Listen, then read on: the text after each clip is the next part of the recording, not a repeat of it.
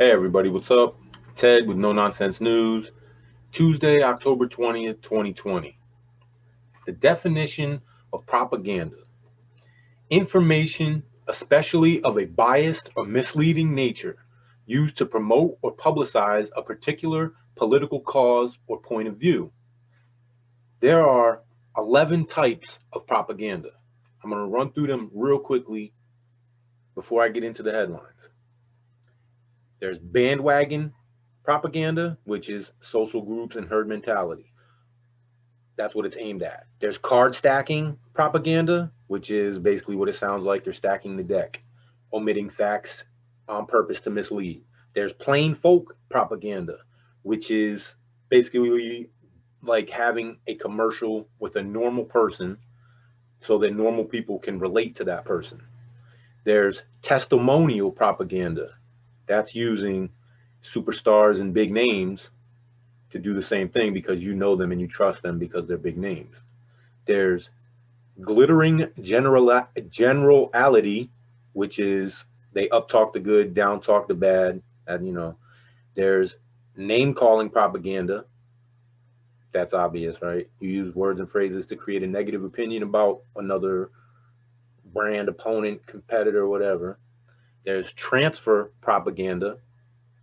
That's basically what politicians do, where they do the same things as, say, my opponent is known to raise taxes, but when you look at them, they're known to raise taxes as well. But it's basically, they're all very similar. Propaganda is propaganda. I'm just running through the 11 real quick.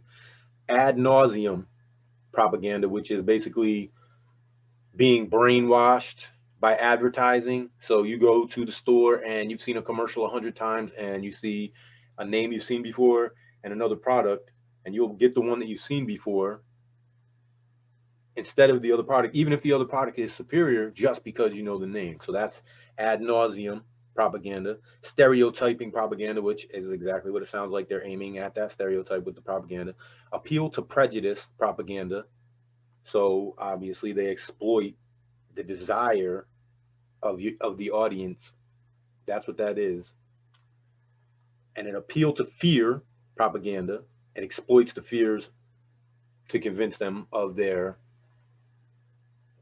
theory or idea is the correct one. They exploit your fears to make you believe them, right? And basically, when you boil it down, it's purposely giving misleading information to sway your opinion, to get you to believe what they want you to believe. So, an example, in my opinion, of propaganda is with Netflix, for example.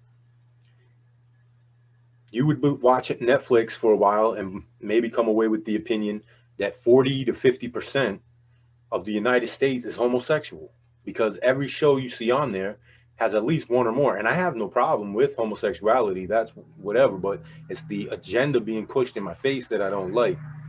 So every one of those, I mean, and then you have kids that watch this now that don't know any better. And actually, like I said, you would believe it was 40 to 50% by watching it. In actuality, it's probably more like 4% or 5%. Okay. So that's a huge difference from what they'd lead you to believe.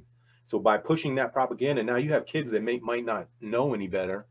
They watch a show, they think this guy or this woman is a cool person, and they want to be like them. Now they're making a decision to be gay based off of propaganda instead of maybe how they really feel. That's a big difference, right? Another example of propaganda, and this ties directly to what I'm trying to talk to you guys about tonight in the headlines, is Hillary Clinton. Hillary Clinton in 2016, every single poll would have had you believe Hillary Clinton was going to win the election all the way up until the night of the election. People would have believed that. But what we found out later was in these polls, they were asking a lot more Democrats than they were asking Republicans, which basically means if I ask 100 people and 75 of them are Democratic, 75 of them are probably going to say they're going to vote for Hillary. So that poll would show 75% of people voting for Hillary. You get it? Skewing the numbers. So the reason I bring that up is I got into the headlines today, and propaganda everywhere. Everywhere. I mean, it was like, it's been like that for days. We're coming into the election. You expect it, but it's horrible right now. it's like out of control. You got, first of all, I'm a political atheist. I don't believe in either party. I believe that we have we need a revolution in our political system. Okay, so I don't want you to think I have an agenda by bringing you this propaganda, because my only agenda is truth and true freedom for American people. That's it. So most people have seen now or realized that Joe Biden might be mentally incompetent, or maybe some early on dementia or something, which is crazy because you have Nancy Pelosi talking about using the 25th Amendment to get rid of a sitting president because of mental incompetence.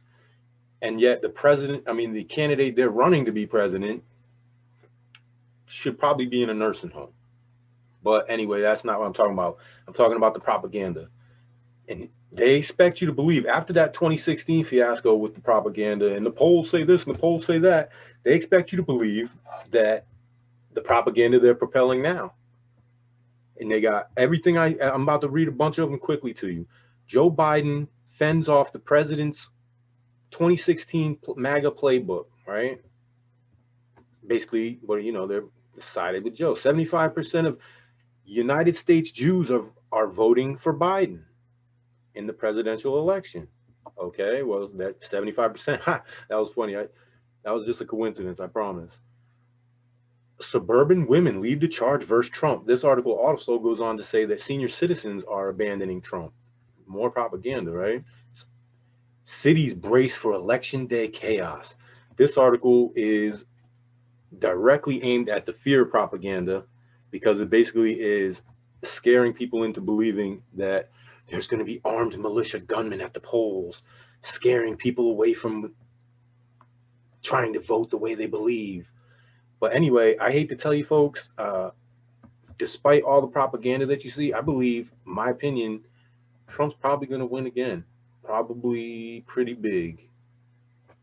And that's what's going to propel violence, because you have all this propaganda telling all these people that, oh, this guy's winning, and then in the end they're going to feel like it was stolen from them because you've been lying to them with propaganda, and they're going to be angry about it, and that's probably where some of the violence is going to come from. Well, anyway, I found this one backing up what I'm telling you about. Trump versus Biden, the race tightens, suddenly looks like 2016. This article goes on to tell you that, similar to what I'm telling you right here about what happened in 2016, and with the propaganda and the polls and everything I just said to you. So here's an article right here with, I want to tell you, propaganda. When you let propaganda sway your decision making on running your city, this is what you get, right? Minneapolis residents sue city council for a lack of law enforcement after voting to defund the police department. You think?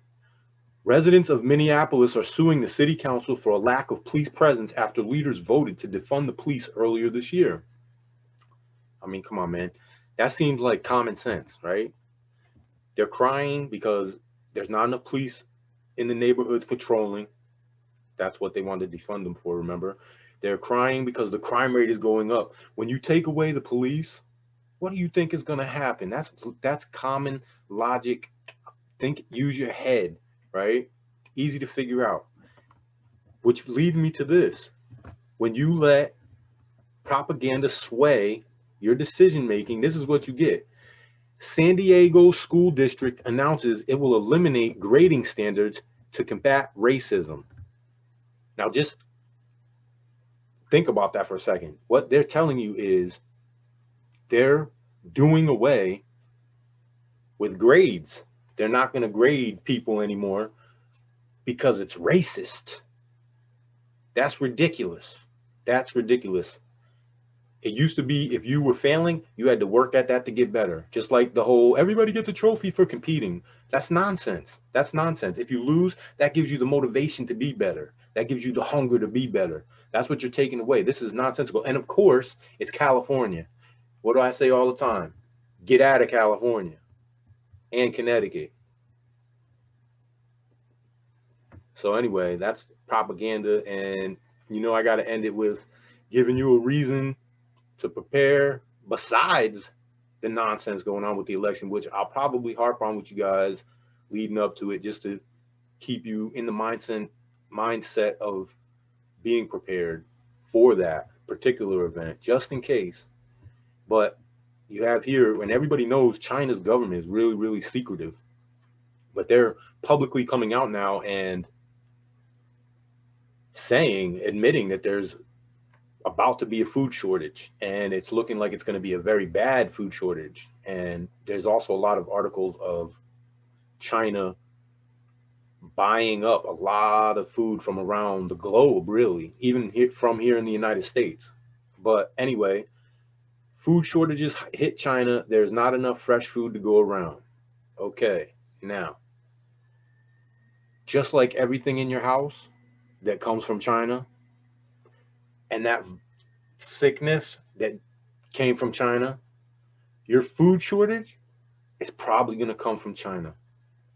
So, as if you needed any other reasons, right now might be a really good time to stock up on some storable food, powdered milks, canned foods, things that you can put on a shelf and can sit there. And like I always say, even if nothing like this was to happen, even if this is all conspiracy theory, you can save money because inflation is real, right? And you got the election coming up. I'm going to keep harping on it. Like I said, go out, get enough food and water and security. You know, you have an amendment that gives you the right to have that security, right? So go out, get that, at least enough for a couple days to a week, so you don't have to go out into it. Hopefully, you don't have to work, but if you do, be careful. You know what I'm saying? Be real careful. Maintain a high situational awareness. Keep your head on a swivel. If you see anything going down, get out of there. If you have the opportunity, get out of the big cities around, at least around that date. Me, myself, I think you should get out of them for good. But for some people, you don't have that opportunity. Get out of there for that date if you can. Go visit family. And just overall, guys, be good human beings and be good to each other. Although I'm talking about propaganda, and they would have this propaganda aimed to keep us all divided and fighting amongst each other, we're really in this together. And that's pretty much all I got for tonight, guys. Thanks for joining me. Give me a thumbs up, consider subscribing, hit the bell, and stay safe, and remember, I'm not trying to scare you. I'm trying to prepare you. See you guys tomorrow.